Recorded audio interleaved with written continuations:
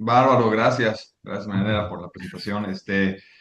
Sí, hace 23 años ya que estoy trabajando como mortgage broker en el sur de la Florida.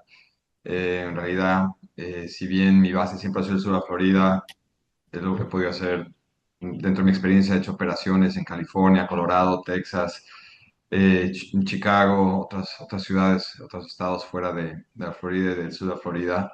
Entonces, la verdad que en los años que he tenido de experiencia he podido aprender bastante y hacer todo tipo de operaciones, incluyendo operaciones que no eran inmobiliarias, pero siempre he preferido, la verdad, trabajar en funcional inmobiliario porque es lo que conozco, donde veo que la verdad que hay una demanda siempre fuerte.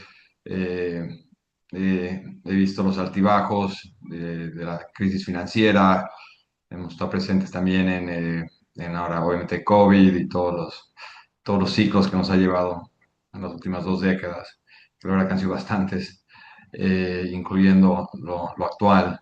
Entonces, sí, un gusto, gracias por su tiempo, qué privilegio poder cerrar el año con ustedes. Y lo que quería hacer en realidad era más que, voy a hacer una presentación bastante breve de los programas que ofrecemos y obviamente algunos specialty programs que son siempre importante tenerlos para poder atender esos casos que no se adecúan siempre al molde al que estamos todos acostumbrados y sobre todo en el sur de la Florida, donde hay obviamente otras idiosincrasias. Es importante tener este tipo de productos porque pues sabemos que aquí la gente es más creativa. Entonces, voy a empezar con eso. Si quieren, puedo alternar entre español e inglés. No sé si todos aquí hablan bien español. Si alguien prefiere que hable en inglés, me avisan por chat y con gusto puedo repasar toda la información también en ambos idiomas. Voy a compartir pantalla para pasar esto rápido y después, obviamente, lo que más quisiera hacer es contestar preguntas. Me imagino que aquí mucha gente ya maneja un concepto bastante básico o quizás hasta más un conocimiento más profundo sobre lo que es el financiamiento hipotecario. Eh, y si tienen algunas preguntas más específicas, eh, con gusto las atenderé. Creo que la mejor manera de hacer esto es hacer como una mesa de questions and answers. Así que bueno, empezamos por lo que todos conocemos, que son los programas convencionales. Tenemos programas de FHA, que son obviamente los programas para vivienda propia. Aquí no podemos atender nada de lo que es second home ni investment. Aquí es solamente para vivienda propia. La ventaja de estos préstamos es el hecho de que podemos llegar hasta un 96% de financiamiento, 96,5%. En algunos condados hay algunos subsidios, hay grants que te dan la ciudad o el condado de acuerdo a ciertos parámetros. Puede ser gente de bajos ingresos o también el Heroes Program, gente que trabaja de trabajos esenciales que le llaman essential work. O en el caso de Heroes son trabajos como maestros. Tienes gente que trabaja también, médicos, doctores, toda la parte de salud, entre otros. Es un poco ambiguo, hay que ver qué tipo de profesiones entran dentro del marco del Heroes Program, pero bueno, FHA entonces nos permite financiar hasta el 96,5. La desventaja del FHA es que los montos de financiamiento son un poco bajos, sobre todo para el sur de la Florida, donde ya se manejan valores bastante altos. Este año estaban en $654,000 el máximo. El próximo año seguramente lo más probable es que lo vayan a subir. Todavía no han salido los montos para el 2026. Están ya medio que lanzando montos tentativos, pero en cuanto esté algo definido ya se los voy a pasar. Por el momento, 2025, $654,000. Siempre tiene mortgage insurance, el FHA. Así tú tengas una deuda, una relación de deuda bastante baja, un loan to value bastante bajo, siempre vas a pagar mortgage insurance. Son programas de federales, entonces se aseguran. los fondos con un mortgage insurance. Lo bueno es que podemos llegar hasta puntajes de crédito desde 580 en arriba. Y en el sur de Florida, sobre todo, en la Florida en general, eh, solamente podemos cerrar casas y townhomes.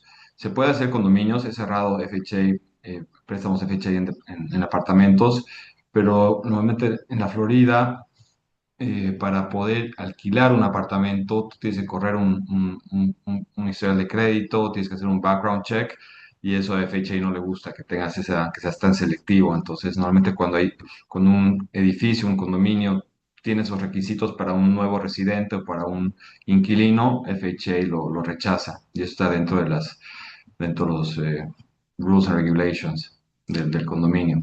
Es solo solamente para vivienda propia. También dentro del FHA ofreces los VA loans, que son préstamos para veteranos, gente que son parte de las Fuerzas Armadas, o que fueron parte de las Fuerzas Armadas. Ahí puedes prestar hasta el 100% sin down payment.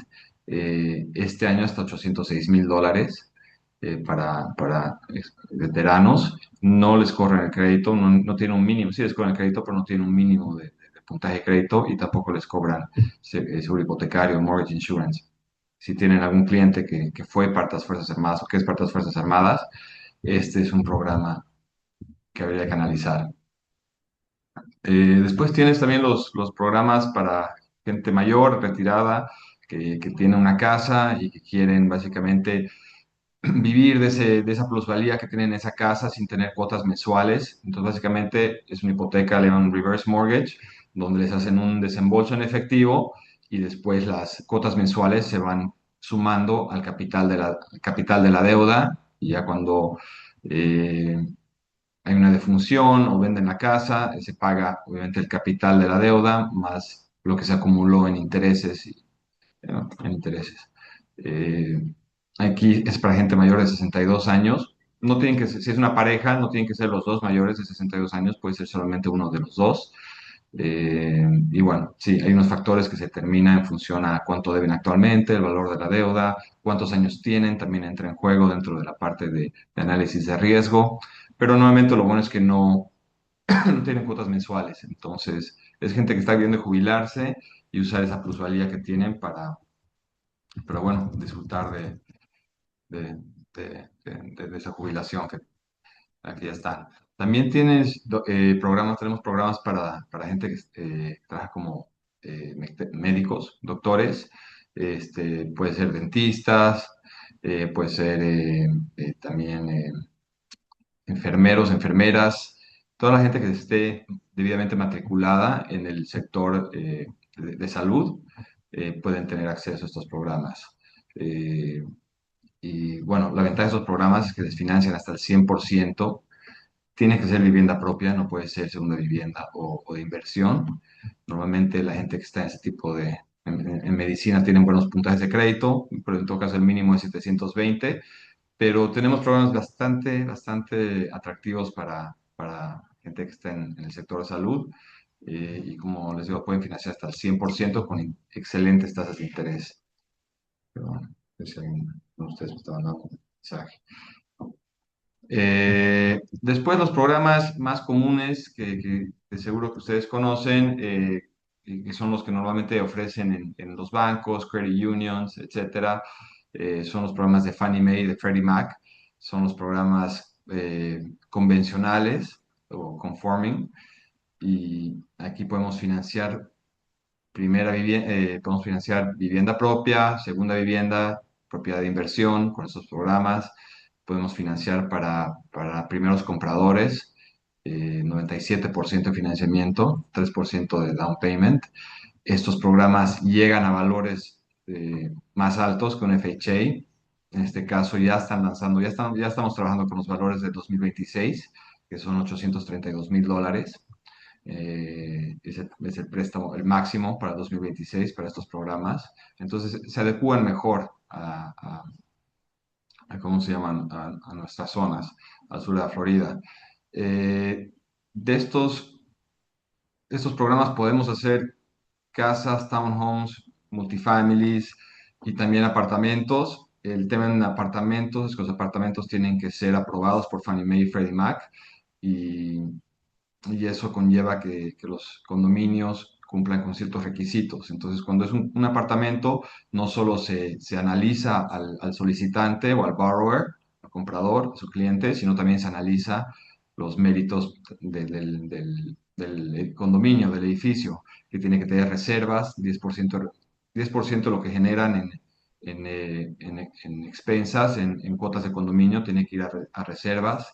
Tiene que tener un índice bajo de inversionistas o de inquilinos. Tiene que tener un índice bajo de mora, de gente que esté 30 días más tarde en sus aportes de condominio, etcétera. Entonces hay ciertos requisitos que tienen que cumplir para que también el edificio sea aprobado por Fannie Mae y Freddie Mac, pero sin duda son las mejores opciones, tienen excelentes tasas, tienen mortgage insurance, también igual que FHA, pero una vez que la relación de deuda cae al 80% menos, ya no se tiene que pagar ese seguro hipotecario. Entonces, sí, casi siempre son las mejores opciones si es que podemos calificar.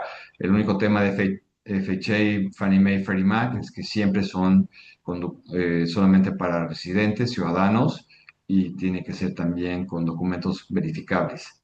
Tenemos que poder verificar, ingresos verificables con documentos tradicionales como tax returns, W-2s, pay stubs, etcétera.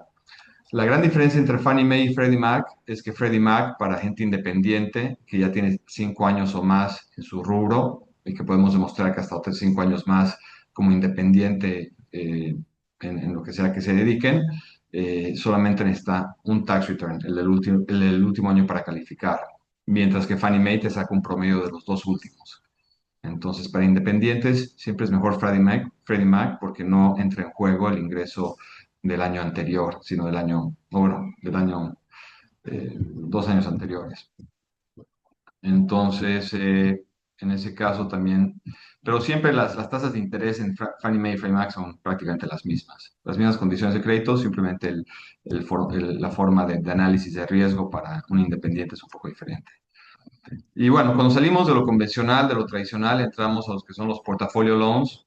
Ahí también están los non-qualified mortgages, que son todos esos programas que van más allá de lo habitual, que es un poco a lo que vamos a hablar hoy día, los specialty programs. Ahí tienes programas para residentes, ciudadanos, incluye también programas para extranjeros, que pues, yo sé que aquí tenemos un mercado muy grande de extranjeros. Ahí podemos atender vivienda propia, segunda vivienda, vivienda de inversión, por supuesto. Podemos atender préstamos mayores a $800,000. Podemos ir hasta $10 millones con algunos bancos.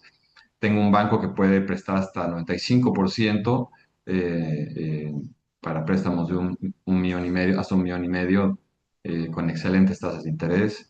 Hay programas, los asset-based programs, significa que es gente que tiene una liquidez importante en bancos, más de $1 millón.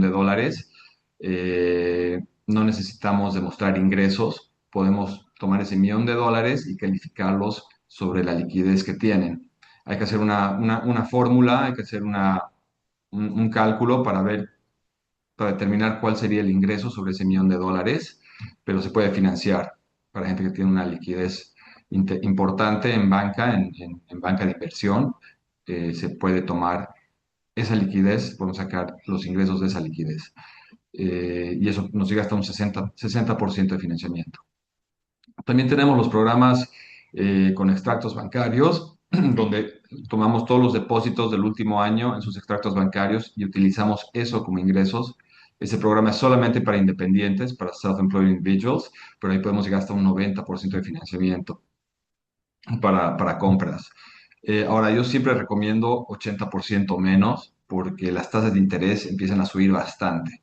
Una vez que cruzamos el umbral de 80%, el incremento de las tasas de interés es significativo. Entonces, si podemos mantenernos dentro de un 80% menos de nivel de financiamiento, es una buena opción. El Bank Statement Program ha sacado adelante a muchos compradores porque nos básicamente obviamos las declaraciones de impuestos y nos enfocamos solamente en lo que han depositado en el último año.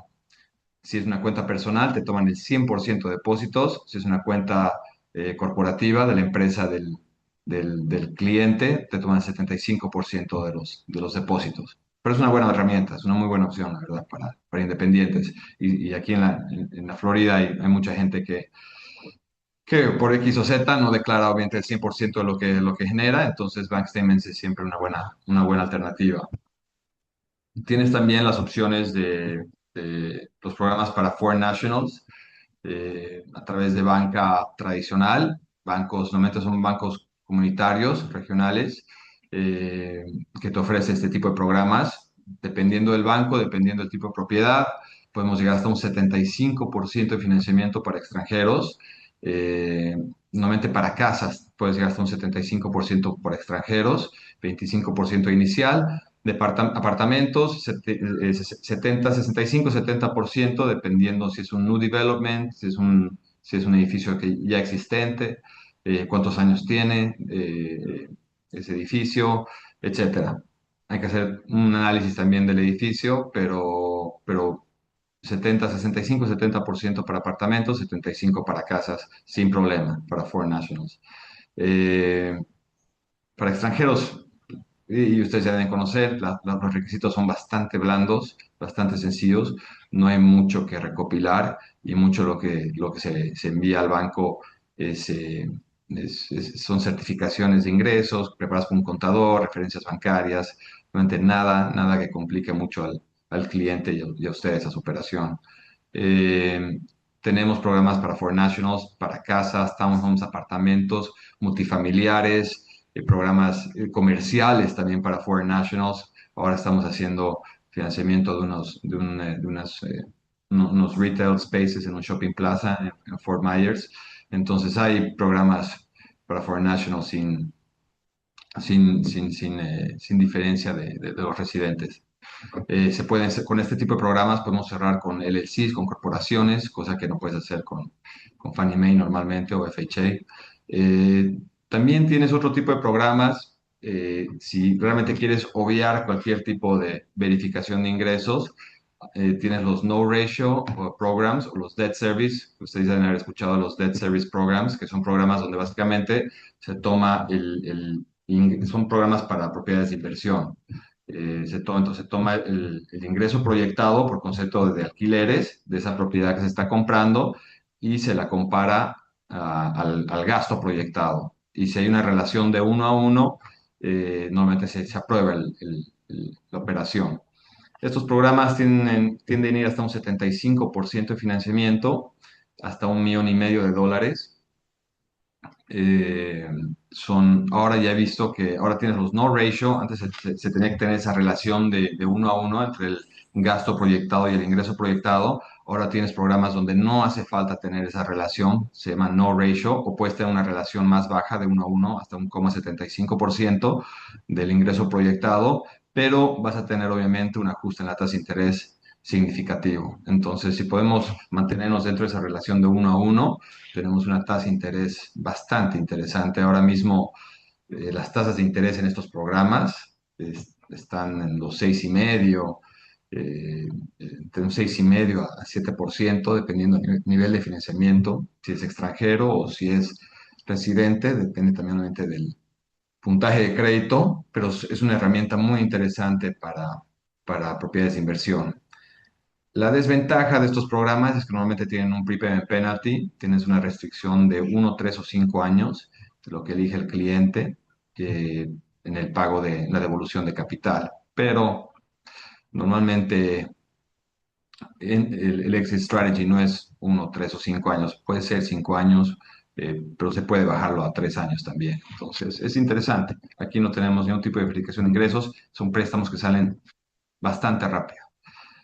También se puede prestar en apartamentos, obviamente, casas, todo tipo de propiedades.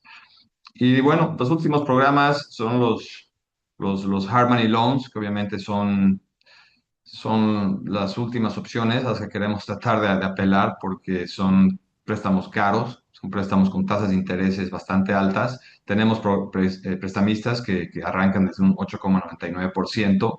Son préstamos a corto plazo, 1 año, 2 años, hasta 3 años. Normalmente te limitan hasta un 70% para la compra y un 60% para cuando quieres retirar esa plusvalía en efectivo. Aquí no te corren crédito, no te piden nada de ingresos. El activo, la propiedad que estás hipotecando es básicamente lo único que entra en juego. Son prestamistas que analizan muy bien ese activo, la ubicación, qué tipo de uso le das. eh, Son préstamos de alto riesgo, entonces el prestamista quiere tener un activo bastante comerciable que pueda después revender en el caso de una ejecución de deuda. Ese es un préstamo que conlleva comisiones altas de parte del prestamista también, entonces es una situación, es para salir de una situación urgente, de una situación obviamente a corto plazo, donde después podamos refinanciar con un prestamista convencional o se puede hacer la devolución del capital a corto plazo, un año, 2 años. Nuevamente, o si hay una oportunidad muy interesante y se la está por ganar otra persona, podemos cerrar un hard money loan en menos de 7 días. Entonces podemos lograr ganarnos esa oportunidad y después refinanciarla con un préstamo convencional. Y lo último que quería repasar era los fix and flip loans, que son para los inversionistas que compran, reparan y después revenden la propiedad. Aquí podemos, para un inversionista con bastante experiencia ya en el rubro de fix and flip, o que sea constructor, o que haya estado básicamente en el rubro de la construcción o fix and flip, podemos prestar hasta un 90% de financiamiento en la compra. Tendría que poner 10% de down payment y después 100% de todo lo que son materiales y mano de obra. Aquí considera lo que le llaman el after repair value, lo que es el valor post remodelación, rehabilitación de la propiedad, y te prestan básicamente en función a ese after repair value, ¿no? Porque eso es lo que un poco mitiga el riesgo del cliente. Entonces, las tasas de intereses son similares a las de Harmony Loan, son tasas de intereses altas, pero nuevamente son préstamos a corto plazo para aprovechar una oportunidad de inversión. Normalmente te dan un préstamo, puede ser a un año, 2 años máximo, donde tienes un desembolso para la compra y después tienes una línea de crédito para lo que es todo el trabajo de remodelación de la propiedad. Para gente que no tiene mucha experiencia en este rubro, que está recién ingresando a Fix and Flip Loans, normalmente te prestan el 70% de la compra. Tú tienes que entrar con un 30% a la compra, pero sí te prestan el 100% de lo que es materiales y mano de obra. En el nivel de financiamiento al momento de la compra, donde el prestamista te ajusta en función a tu experiencia. Pero entrar a uno de estos negocios siempre es bueno entrar quizás con un socio que tenga esa experiencia, tanto para mitigarte el costo financiero, para mitigarte ¿cómo se llama? La entrada, el down payment, y también obviamente para un poco también eh, aprovechar la experiencia de esa persona y asegurarte un poco más el éxito de esa inversión, que conozca de costos de materiales, de costos de mano de obra, etcétera. Estos préstamos se tienen que cerrar a nombre de una LLC porque tienen que ser Business Purpose Loans y tienen que ser para inversiones de propiedad, sí o sí. Y obviamente es para que haya una reventa a corto plazo. Puedes después refinanciar con un prestamista convencional y evitar esa reventa, pero entrando a este tipo de negocio, al prestamista obviamente el planteamiento es de compra y remodelación y reventa. Eh, Esos son los programas que quería repasar con ustedes. Hay algunos otros, hay unos programas que se llaman 1099, también para independientes, donde en lugar de presentar tus tax returns, presentas tus 1099s. Son parte de estos programas alternativos. Tienen una tasa de interés un poco más alta que los convencionales. Se pueden trabajar con los 1099s también. Eh, y bueno, esos son los programas que quería repasar con ustedes. No sé si tienen algunas preguntas, quieren repasar algunos otros programas que quizás no estén en esta lista. Préstamos comerciales, por ejemplo, que también podemos hacer. Lo que ustedes, préstamos de construcción, construction loans, también se pueden repasar esos. Eh, no quería agobiarlos tanto de información, pero a sus órdenes para cualquier pregunta que tengan. Eduardo, ¿cuál es la tasa actual que se maneja para préstamos a 30 años? Bueno, Ese tipo de preguntas que me hacen siempre son difíciles contestarlas porque hay muchos parámetros que entran en muchos factores que entran en una, ¿cómo se llama? En una ecuación que te dé ese resultado, esa tasa, desde el nivel de financiamiento, si es un cliente local, extranjero, eh, si es un bank statement o con documentos convencionales, si es una casa, un apartamento, en fin, muchos factores. Pero te diría que hoy por hoy, un escenario ideal, ponte una casa, un cliente local con un buen puntaje de crédito, que esté comprando una casa, que esté poniendo un 20% de down payment, etcétera, podemos llegar a tasas ahora mismo en el 5,75, 5,875, un 5 alto. FHA siempre tiene tasas más bajas, con FHA podemos llegar a un 5,5, te diría, pero tienes el mortgage insurance. Entonces, a veces no justifica el FHA porque ese mortgage insurance puede que termine siendo más caro que un Fannie Mae con una tasa un poco más alta, pero sin el mortgage insurance. Entonces, oscilan, yo te diría hoy en día desde un 5, vamos a hablar, desde un FHA, desde un 5,5 hasta un 7,25%, un no ratio loan, una cosa así, ¿no? Entonces hablemos de todos los programas. Ahora, un 30 años fijo, un cliente típico, residente, buen puntaje de crédito, ingresos verificables, que se compra un apartamento poniendo un 90% de financiamiento, 10% down o ponte 5% down, estamos hablando de un 6,5 más o menos, estaríamos por ahí. Hoy por hoy, esto es fluctuante obviamente, pero hoy por hoy las tasas están relativamente en en el mejor momento de todo el año. Hace un mes y medio, 2 meses que estamos atravesando el mejor momento del año en tasas de interés. ¿Y cuál crees tú que puede ser el panorama para los próximos meses con respecto a los cambios en tasas de interés y que pudiera influir para el real estate? Es una excelente pregunta. Mira, el tema es que mucha gente piensa que la tasa del Fed, que es la tasa que van variando, que han estado reduciendo últimamente, eh, si bien afecta mucho la sensación, la óptica del mercado, no es lo que realmente arrastra las tasas de interés hipotecarias. La tasa de interés hipotecaria obedece la tasa referencial hipotecaria, es la tasa de retorno del bono de 10 años, del bono del tesoro a 10 años plazo. Y esa tasa de rendimiento del bono a 10 años eh, es fluctuante a diario y son muchos factores, desde las expectativas a largo plazo, a mediano plazo. Obedece obviamente a todos los datos que te lanza el gobierno, al dato ahora del desempleo, al dato de la inflación, que en realidad ha sido lo que ha estado un poco sujetando esa tasa y no permitiendo que las tasas de interés bajen mucho, ha sido porque había mucha incertidumbre sobre la inflación, que estos aranceles cómo iban a afectar la inflación durante el 2025.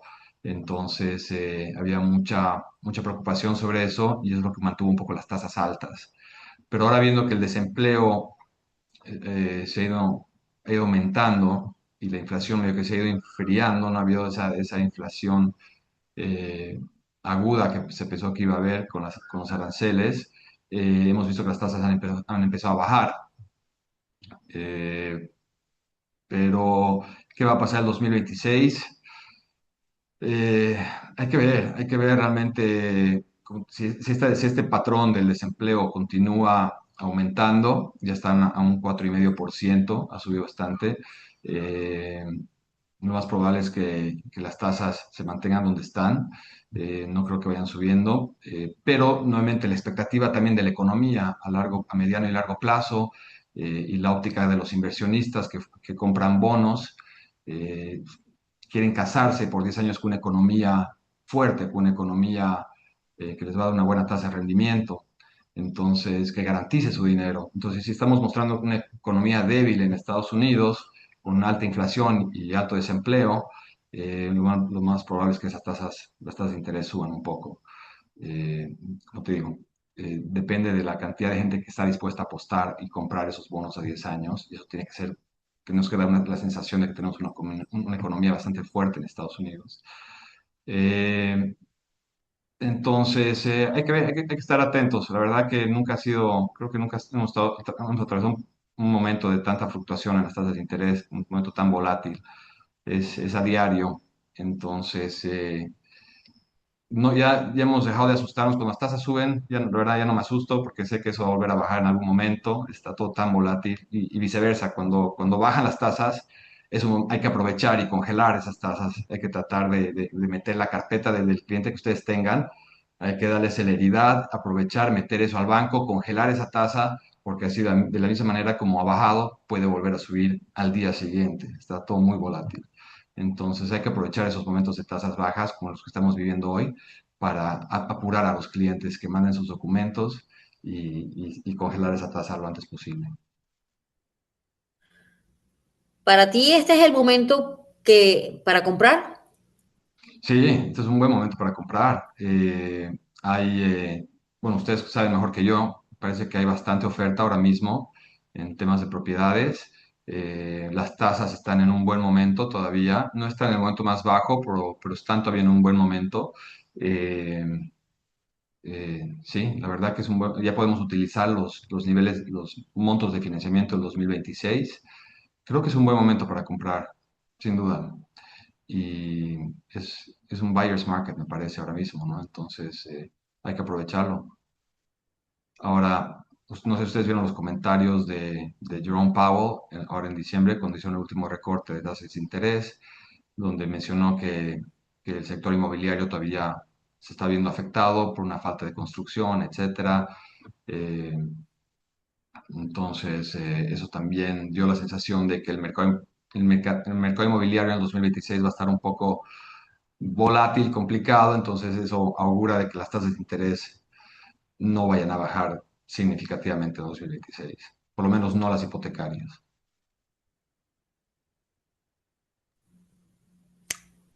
¿Hay alguna pregunta por parte de los que están aquí en este entrenamiento?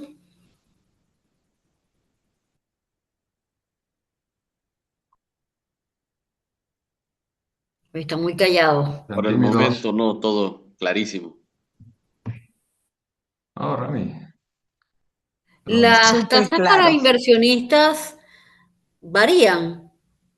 ¿las qué, perdón? Las tasas para inversionistas extranjeros. Sí, siempre, sí, claro. El escenario ideal es un residente que compre algo propio, que ponga un 20% de down payment con una buena un puntaje de crédito, ¿no? En lo que vayas variando ese escenario ideal, idóneo, vas a tener ajustes en las tasas. Si es un nivel de financiamiento mayor al 80%, te afecta la tasa. Si es una propiedad de inversión, te afecta la tasa. Si es bank statements en lugar de tax returns, te afecta la tasa. Si es una propiedad de inversión, te afecta la tasa. Entonces, siempre vas a tener ajustes en las tasas en lo que vaya incrementando o la percepción de riesgo para el cliente, no para el cliente, para el banco, para el prestamista. Entonces, si hay una capa más de riesgo para el prestamista, eso tiene un ajuste en la tasa de interés. Y entonces, cualquiera de estos factores adicionales a ese escenario idóneo le genera un poquito más de riesgo al prestamista y entonces la tasa sube un poco más. Son incrementos graduales, no son incrementos significativos, pero sí, como inversionista tienes una tasa más alta y un nivel de financiamiento más bajo también.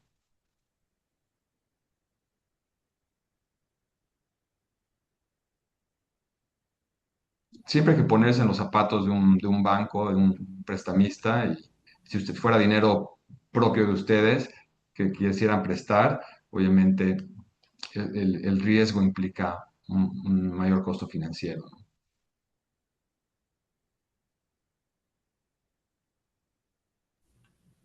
¿Alguien quiere hacer algún comentario? Buenos días, Eh, muchas gracias. ujú.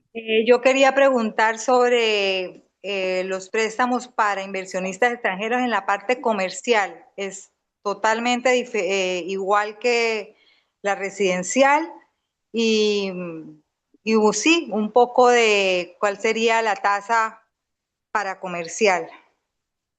Claro, buenos días. Eh, sí, hay préstamos para clientes extranjeros, comerciales. eh, Varían también a diferencia de un cliente local, sobre todo si son para emprendimientos propios o para comprar un warehouse, unos depósitos y después alquilarlos, por ejemplo. Entonces, normalmente cuando es un cliente extranjero es una propiedad comercial de inversión para generar alquileres y cuando es un cliente local, sea para un emprendimiento propio. Entonces, más depende, no tanto depende de la ciudadanía, sino para qué tipo de emprendimiento y qué uso se le va a dar a esa Eh, propiedad comercial, ¿no? Discúlpame que te interrumpa. Sí, es como, por ejemplo, para los locales que tenemos en Fort Myers, en Colfax. Ah, claro. Sí, entonces para extranjeros, esos locales son como inversión para alquilar. Es más, creo que varios de esos locales ya tienen inquilinos, contratos de alquiler. Entonces, para clientes extranjeros, el máximo nivel de financiamiento sería el 70%, 30% de aporte inicial, de cuota inicial. Y, y el tema es que normalmente los bancos en préstamos comerciales quieren prestar de $500,000 para arriba, si no $1,000,000 para arriba.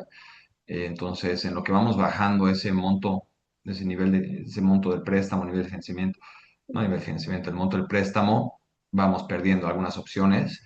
Y en este caso, podemos financiar hasta el 70% para LICO. ¿Y qué más te decir? Las tasas de interés ahora mismo están entre el 6,6 y 6,8% anual. Excelente, muchísimas gracias. Desde Colombia, desde Barranquilla. Ah, Barranquilla, mira tú, qué gusto. Estamos justo hablando de ir a pasar carnaval a Barranquilla. Dice que se la pasa Ah, genial ahí, acá ¿no? bienvenido. Sí, y de Ah, una vez gracias. trabajamos un poquito. Ah, de Gracias. paso, sí, siempre llevarse la laptop, ¿cómo no, no? Un gusto. Gracias. Encantado. Y bueno.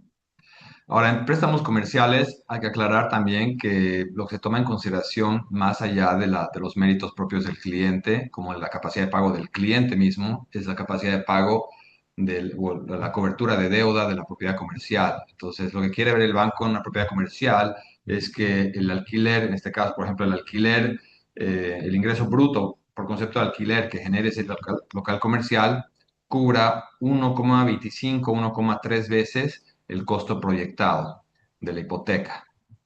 Sé que en el caso de Alico, el inquilino paga el impuesto inmobiliario, el CAM, que son las áreas comunes, el mantenimiento de áreas comunes, y el seguro. Entonces ahí solamente se toma en consideración la hipoteca. Y el alquiler tiene que cubrir 1,3 veces el costo de la hipoteca. Excelente, muchas gracias. Encantado. Ese Bueno, sería Eduardo, muchísimas gracias, de verdad. Quiero que un pongas en el gusto. chat tus datos